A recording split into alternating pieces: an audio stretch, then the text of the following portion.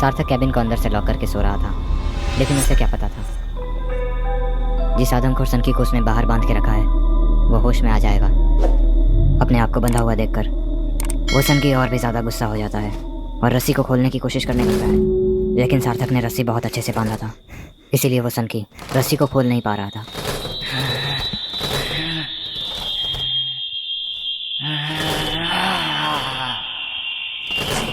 सार्थक अंदर बैठकर यही सोच रहा था कि कैसी मुसीबत उसके गले पड़ गई है। तभी बाहर से आने वाली आवाज़ें अब धीरे धीरे बढ़ने लगी।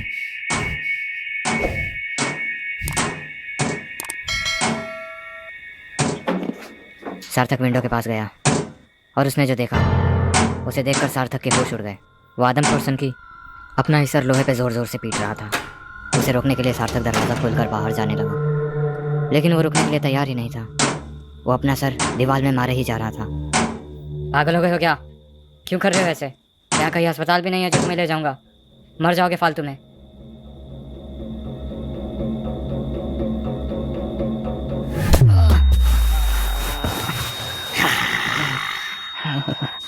उस सनकी ने सार्थक को इतनी जोर से मारा कि उसके नाक से खून बहने लगा। छोड़ दो मुझे, जाने दो मुझे।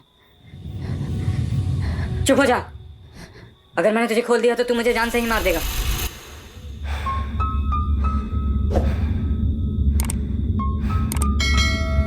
तुम कौन हो और मैं तुम्हें क्यों मारूंगा? तुमने मुझे यहाँ क्यों बांध के रखा हुआ है? मुझे छोड़ दो, मेरे हाथ खोलो। उसे देखकर जरा भी नहीं लग रहा था कि यह वही आदमी है जिसने थोड़ी देर पहले सार्थक के साथ इतनी हिंसा की थी। सार्थक उसका रोना देखकर बिल्कुल कंफ्यूज हो गया था। ऐसा लग ही नहीं रहा था कि यह वही आदमखोर सनकी है जिसने थोड़ी देर पहले सार्थक पर जानलेवा हमला किया था। नाटक मत कर, मुझे सब पता है।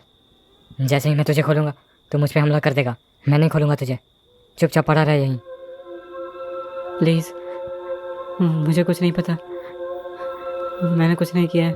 मुझे पता ही नहीं मैं यहाँ कैसे आ गया। शायद ये सच बोल रहा है। खोल देता हूँ इसे, कम से कम मेरी नज़रों से तो दूर रहेगा, वरना तो अभी अपना सर पटक के ही मरने वाला था। अच्छा ठीक है, मैं रस्सी खोल देता हूँ, लेकिन तुम यहाँ 1 सेकंड के लिए भी मत रुकना, तुरंत चले जाना।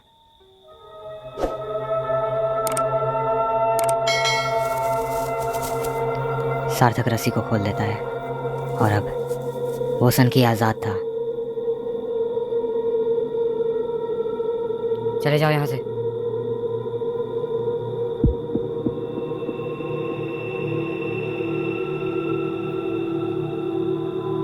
रुक क्यों गए?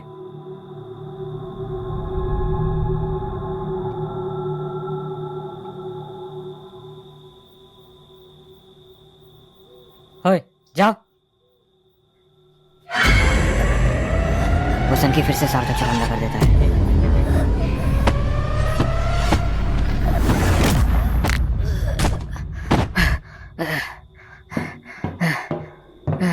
जैसे तैसे सार्थक अपनी जान बचाता है, मगर वो सनकी वापस खड़ा हो गया।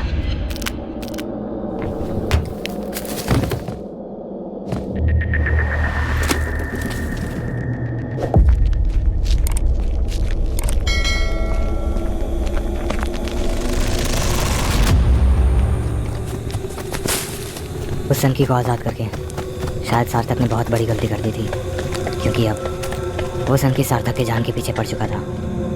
सार्थक आगे आगे दौड़ रहा था और सनकी उसके पीछे पीछे।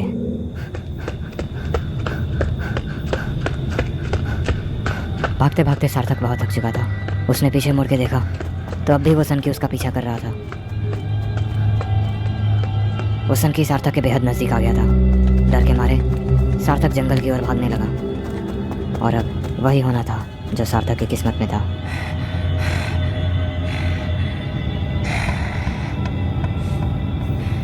सार्थक बहुत डरा हुआ था। उसे अब समझ नहीं आ रहा था कि वो क्या करे। वो चुपचाप पेड़ के पीछे छुपा हुआ था। सनकी और करीब आते जा रहा था।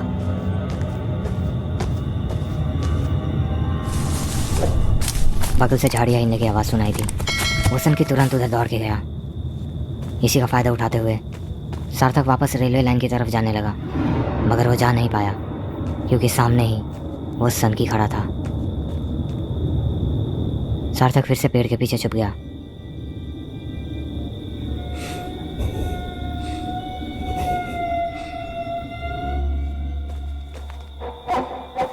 उस सनकी का गुस्सा धीरे धीरे और भी ज्यादा बढ़ते जा रहा था। गुस्से से वो पागल हुए जा रहा था।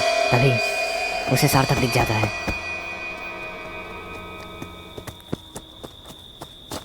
कैसे भी करके सार्थक वापस रेलवे लाइन पर आ जाता है, पर अब उसमें इतनी ताकत नहीं बची थी कि वो और दौड़ पाए। वो पूरी तरह से थक चुका था, इसीलिए वो जाकर झाड़ियों में छुप जाता है।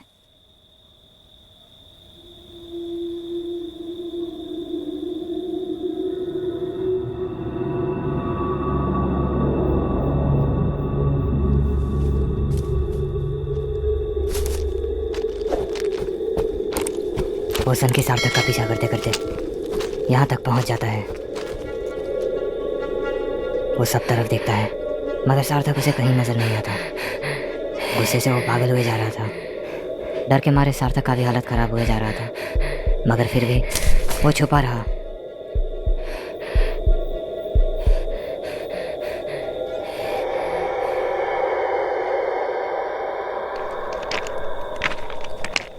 वो सनकी वापस जाने लगता है। ये देखकर सार्थक के जान में जान आती है, मगर वो इतना थक चुका था कि वहीं बेहोश होकर गिर जाता है।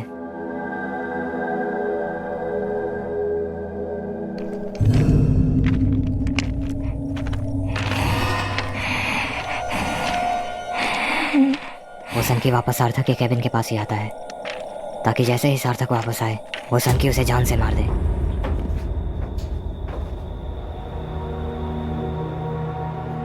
ये बात है वर्तमान से 2 हफ्ते पहले की, जब संदीप और उसकी पत्नी दोनों शाम के वक्त टहलने के लिए निकले थे। उनके गांव में नदी पार करने के लिए बस एक ही पुल थी, जिस पे ट्रेन भी आया करती थी।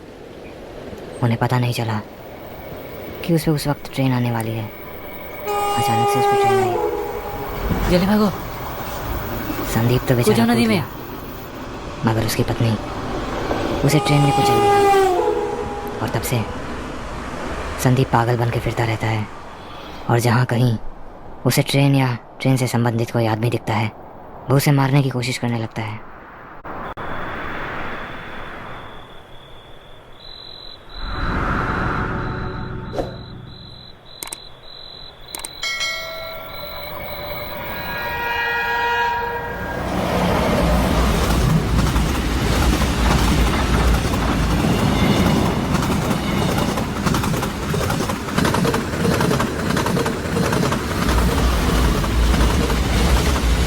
जैसे ही नज़दीकी स्टेशन मास्टर को पता चलता है कि मालगाड़ी का आखिरी डब्बा डिटैच हो चुका है, वो तुरंत आरपीएफ से कांटेक्ट करता है, ताकि उस कंपार्टमेंट से कोई और गाड़ी ना टकरा जाए और कहीं बहुत बड़ी दुर्घटना ना हो जाए।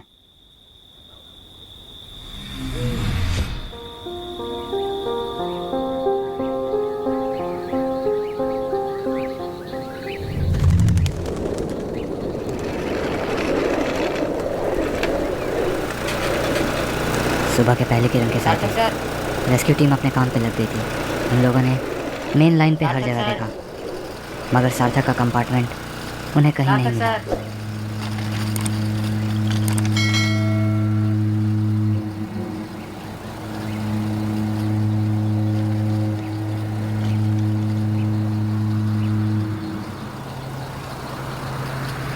आगे जाके उन्हें एक डाइवर्जन मिला और उसी ट्रैक पर वो ले जाने लगे जिस ट्रैक पर सार्थक की गाड़ी गई थी।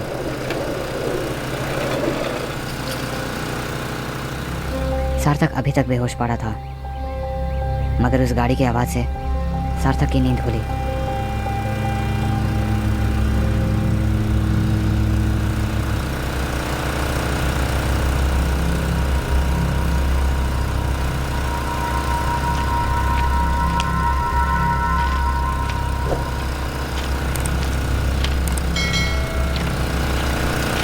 और आखिरकार